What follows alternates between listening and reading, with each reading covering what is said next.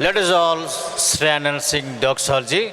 With that, we will start our evening English service. All blessings, Lord, praise Him, all creatures here below. Praise Him above, ye heavenly hosts. Praise Father, Son, and Holy Ghost. Amen. Our God, with singing a song from hymnal book number 38, What a Friend We Have in Jesus. Kindly stand and sing loudly and glory the Lord.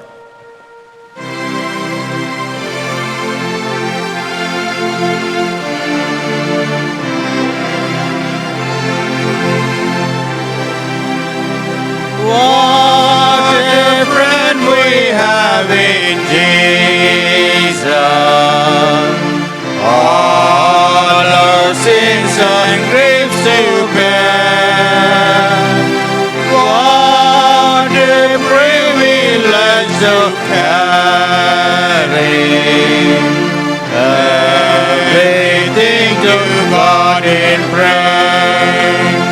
Oh, what peace we often forfeit.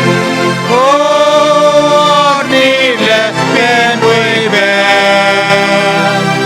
All because we do not carry everything to God in prayer. Have we trials and temptation? In the trouble anywhere, we should never be discouraged. Take it to the Lord in prayer. Can we find a friend so faithful, who we all our sorrow share? Jesus knows our every weakness. Take it to the Lord in prayer. Are we weak and heavy laden? Come bear with the load of care. Precious Savior, still our refuge. Take it to the Lord in prayer. Deny our mistake and shame. Thou wilt to the Lord in prayer. In our mistake and shame. Thou wilt find us solace there. Please be seated. Let us hear the word of God, and I invite Brother Rajendra Kumar to come forward and read the word of God. Today's evening English service worship scripture portion from Romans 8th chapter 14 to 17 verses. For as many as are led by the Spirit of God, they are the sons of God. For he have not received the spirit of adoption, whereby we cry, Abba, Father. The Spirit itself beareth witness with our spirit that we are the children of God. And if children, then heirs of God, and joint heirs with Christ. If so be that we suffer with him, that we may be also glorified together. May this scripture portion, God bless you. Thank you, Brother Rajendra Kumar. Wonderful, you finish your work. Thank you. Let us pray. Let us spend some time in prayer. Kindly close your eyes and bow down your heads and spend with the Lord. Almighty Father, Heavenly Father, this is your time we are spending, my Lord. This is the time you gave us in the Corona's time. You gave us time to worship you in the church.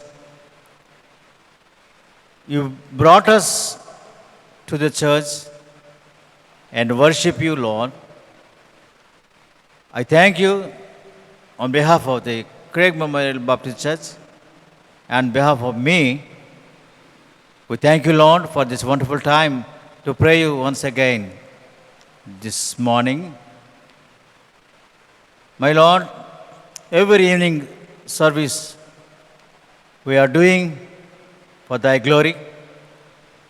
Our pastor, Reverend and Dr. K. Ranjit Kumar, he was preaching, he was giving the word of God to strengthen us, Lord.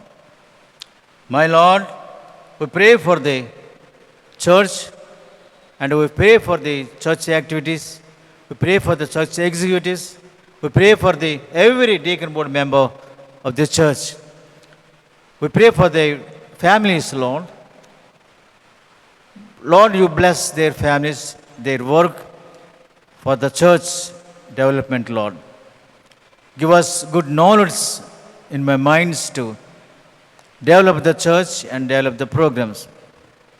We thank you, Lord, that you gave us life to live in this world in the Corona time, Lord. Bless all the families, bless all the bless all the members, bless all the people who are working for thy glory. Lord, you be with us.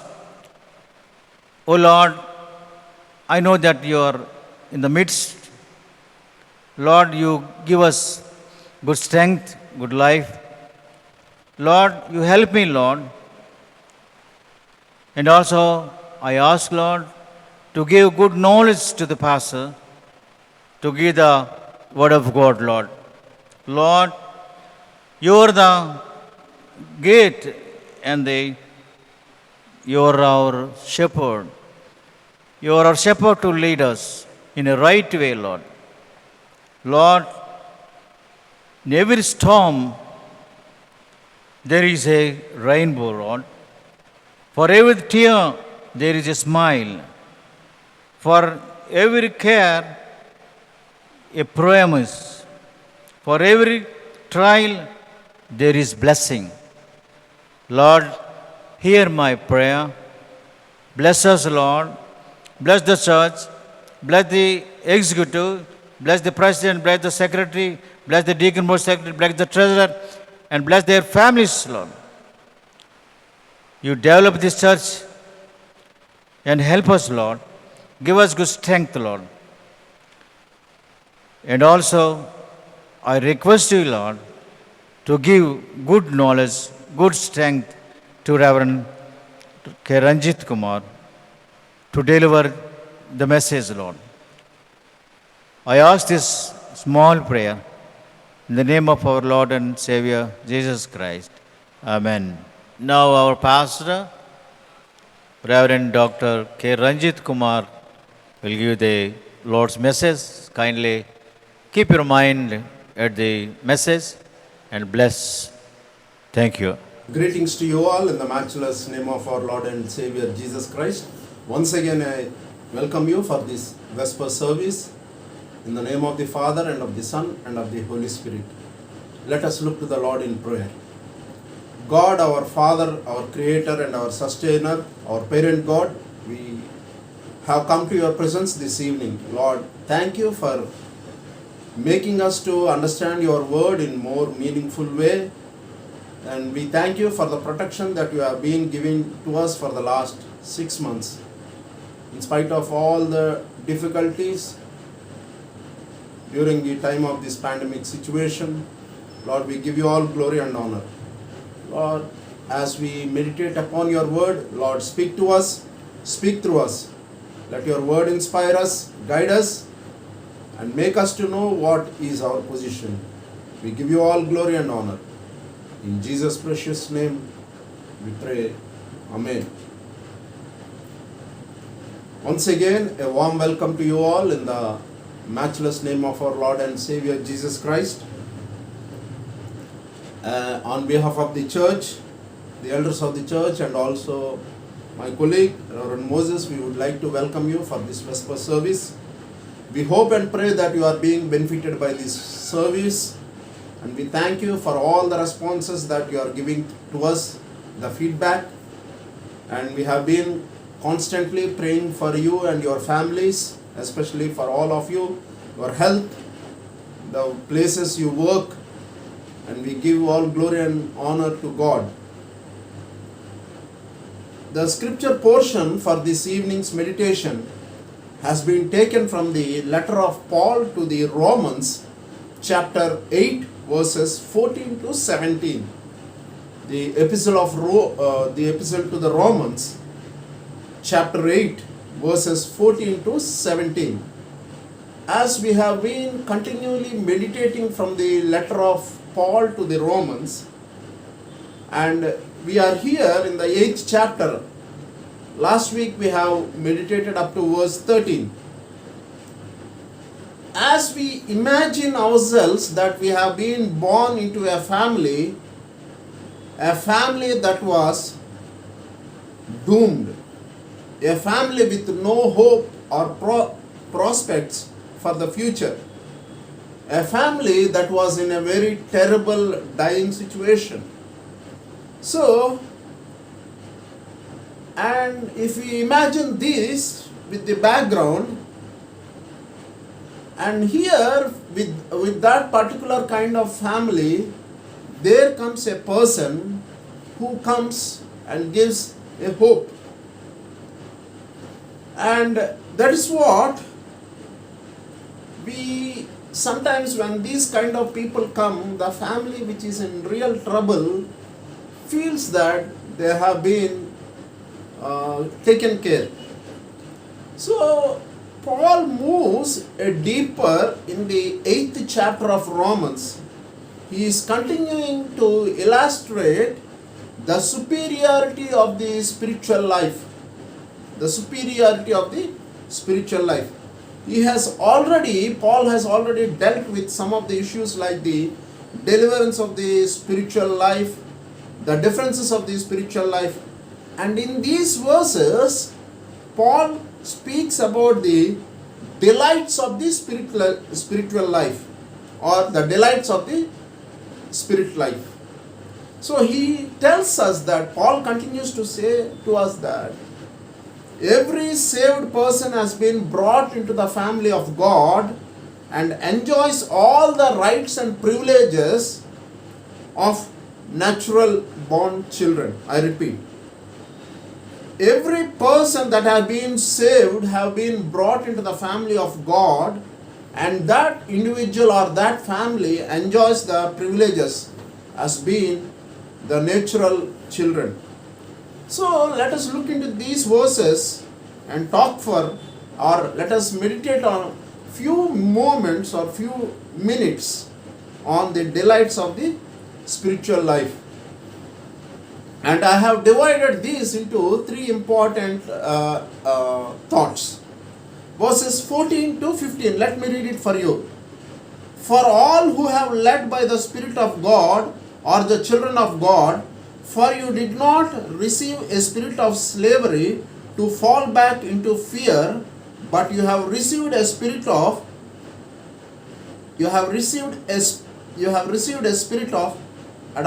adoption, when we cry, Abba, Father. So verses 14 and 15 talks about the delight of our adoption. Delight of our adoption. Verse 14 says that we have a new family. We have a new family. The delight of adoption is that we are having a new family. So according to Paul, when we believed or when we became the children of God and we are removed from the family of Adam and we are transplanted into the family of God, and we are literally God's children, according to the first letter to John, chapter 3, verses 1 to 3. So John's verses tells us that we are his children now onwards, and that one day we will be just like our Father. So as we notice, verse 14 says that as human beings are led by the Spirit of God and they are the children of God. What this means is that those who are in the family, they began to like, they will be acting like the members of the family. So the same hold true in the life of the believer. If a person is saved, they will develop the traits that are like the Father's family. The primary trait that they will be led by the Spirit of God and they are the children of God. So according to Romans chapter 8 verse 9, and if the Spirit is in the residence, he will make his presence known. He will change the life. So by the way, this is the tremendous means of gaining assurance of salvation. We see God's children are led by the Spirit. Does the Spirit of God ever lead you to anything? If not, we have to check it up. And verse 15 says that we have a new Father. We have a new Father. Very interesting thing that we have a new family. So once you have the new family, we have a new Father. Not the biological father. It's talking about the spiritual father. Verse 15 tells that we have been delivered from the bondage of fear, that we have been adopted into the family of God. In our society, adopted children often feel and they perceive to be, or they are said the second class members of the family. That is very sad, but true. It is sad, but it is true. However, in the ancient Roman culture, adoption is different. It is considered as a great privilege. The word adoption in Greek, hutosia, the Greek word that is used is hutosia, which means you are given the place of a son. Which son? A biological son. So this picture of adoption is a picture of what God does for a believer, for a Christian. In the ancient world, the family was based on the law of the Roman government, the father's power. So therefore, adoption was a very serious matter, and it is a common practice to ensure that the family would become extinct by having, if the family doesn't have a male children, they adopt a male or a boy. So when a child was adopted, three legal steps were taken. The adopted son was adopted permanently. He would not be adopted today and disinherited tomorrow. He become the son of the father forever, or he is an eternal son. Secondly, the adopted son immediately has all the rights of legitimate son in the new family. The adopted one completely lost all the rights of the old family. The adopted son will be incorporated in the new family, and all his old debts will be taken by the new family, and it is very interesting. It's very interesting. So verse 15, it is adoption. So, and the third thing, the first one that we have discussed is, we have a new family, we have a new father, and we have a new freedom. These verses, verse 14 and 15 tells us that, these verses tells us that as children of God, we have been delivered from the power of the influence of the flesh. So we are no longer led by the evil or by the tempter and the flesh. Now we are led by the Spirit of God. Not only we have been delivered from our our old leadership, we have been delivered from the life of fear that we used to live earlier. So a relationship which is close and which is closed, and as we call him the Abba, the Father or Daddy. So verse 14 and 15 clearly says that the delight of our adoption, we have been delighted because we have been adopted. We have a new family, we have a new father, and we have a new freedom. So that is what the delights of the spiritual life. And coming to verse 16, it is that very Spirit bearing witness with our spirit that we are the children of God. So we are delighted with the verse 14 and 15 talks about we are delighted of our adoption, and we are verse 16 talks about we are delighted of our assurance. Our assurance, we are being assured. What kind of assurance is that? The assurance of the communion with the Spirit. The assurance of the communion with the Spirit. The child of God has been blessed communion with the Holy Spirit of God.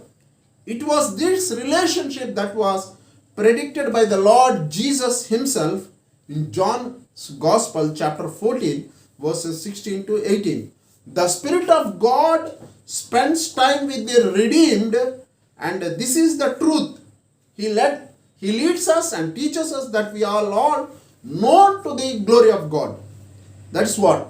And secondly, the communion leads to the confidence.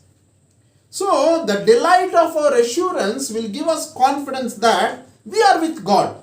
So that is what it is. It says to us, see, our spirit that we are the children of the God. So the confidence is that the Spirit of God has fellowship with those who are saved by the grace, and that is the one of the surest ways. So that's what Paul tries to say. And he says that like how the mother wraps her arms around the insecure child, every day God wraps his hand around his children, because we are delighted of our confidence and we are delighted of our communion.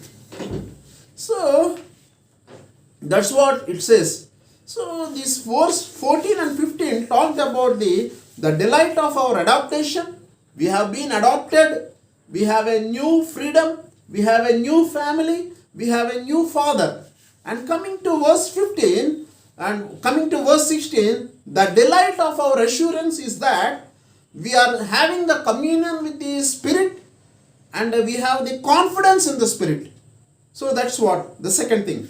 And finally, verse 17 talks about the delight of our effluence. Effluence, which means what are being delighted. Let me read it for you, verse 17. And if children, then heirs, heirs of God and joint heirs with Christ, if in fact we suffer with him, so that we may also be glorified with God. We are glorified with God. So the delight of our effluence is that God has given us a privilege.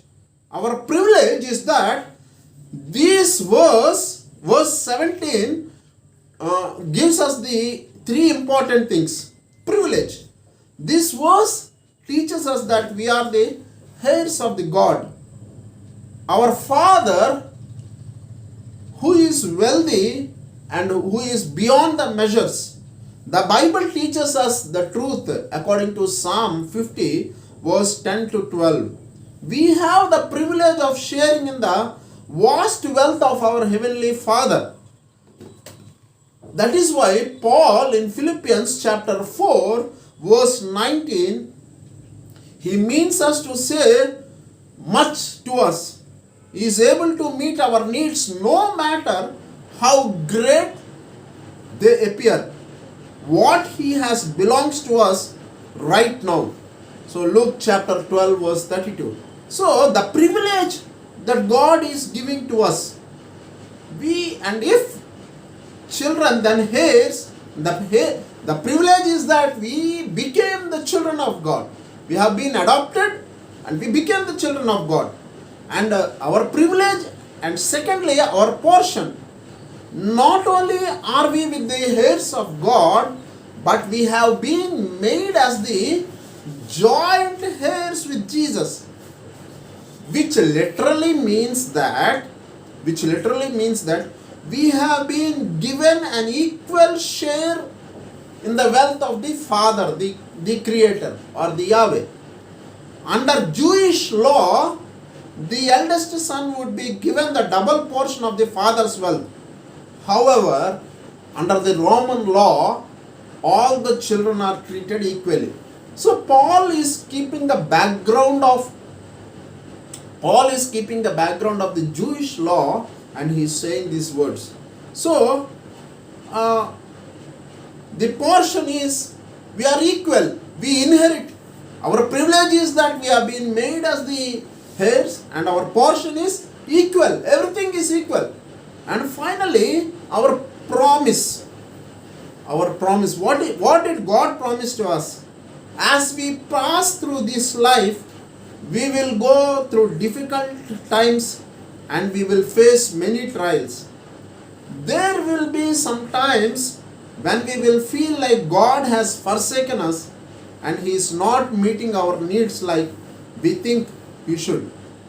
However, we need to remember us that in this world we are pilgrims and strangers in the present world. So the fullness of our inheritance will not be realized until we arrive at our home in our Father's house. So when we meet our Father, we will just see how rich we are. In the sense, I am not talking about the richness, the treasures. I am keeping in mind that God has made us to be privileged to be as the co-creators and the co-redeemers in this world.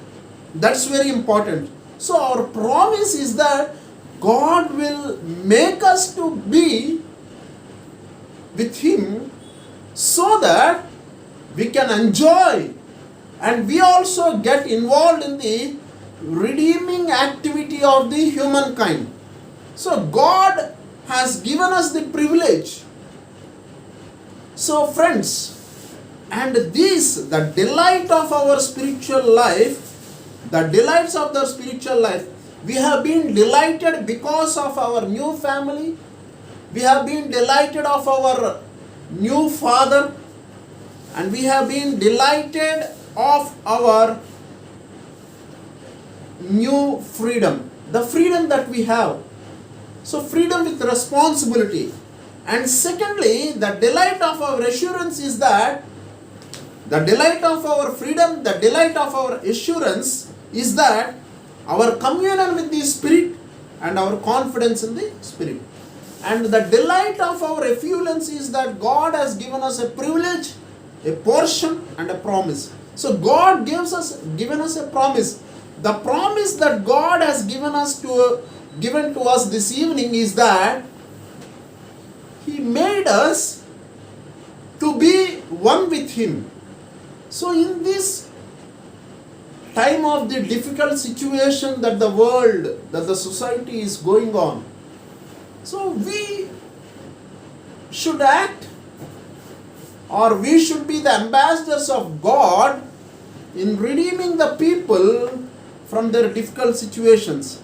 And God has given us that privilege, and God has given that promise to us, so that the portion of love, the portion of concern, the portion of fellowship that God has given to us is so that we will share with others. So we have to share with others the love that God has given to us, the privilege that God has given to us, the promise that God has given to us. So it is God's given opportunity, or God given concern for us.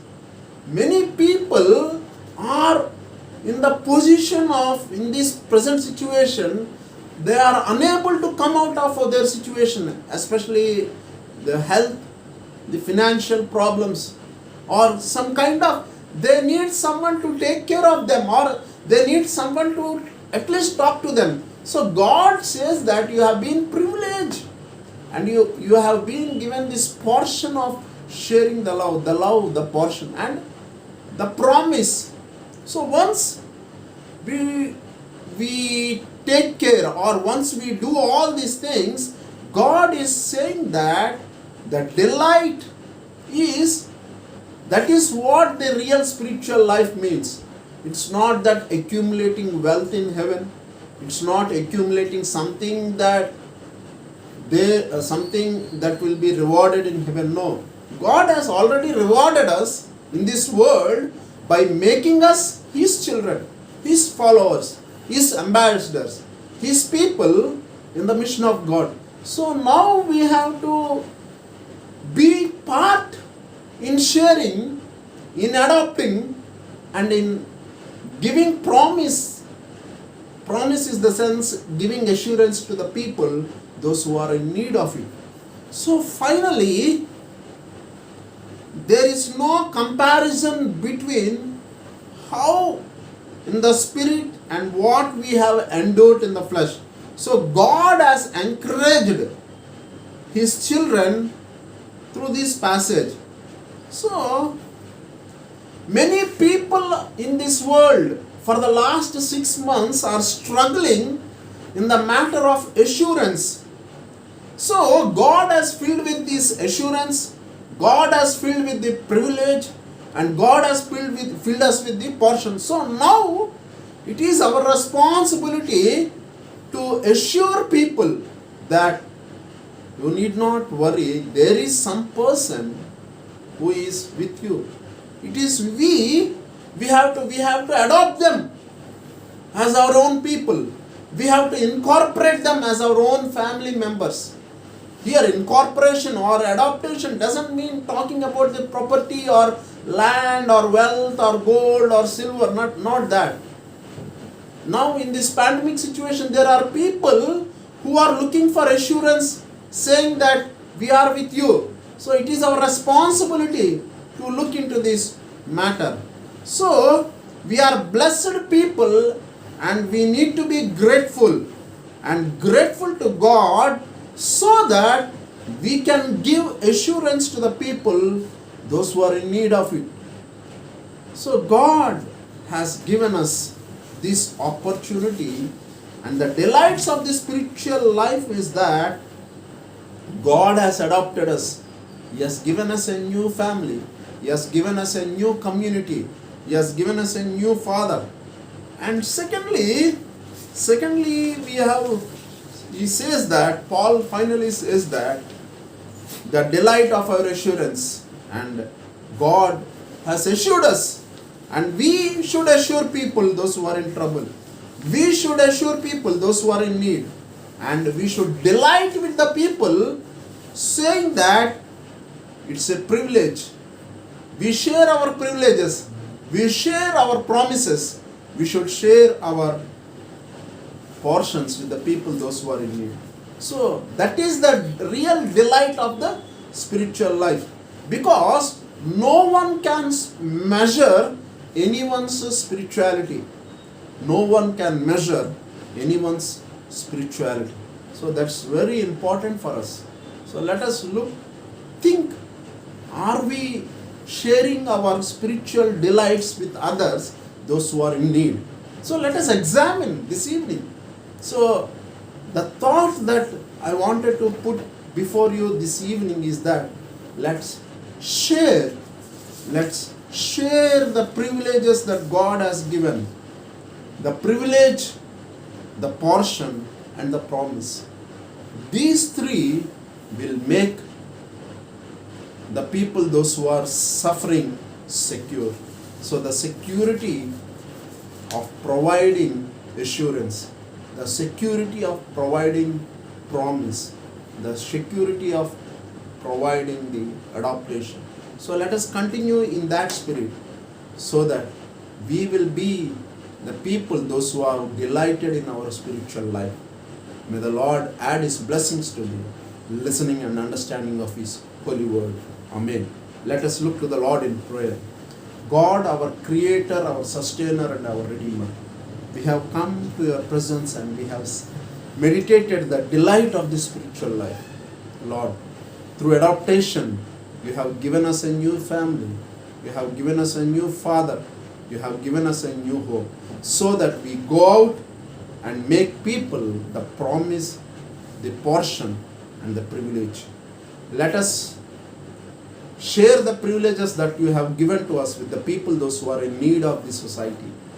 We give You all glory and honor, Lord. We pray for the people, those who are suffering, especially those who are in different deep trouble. Lord, You take care of them.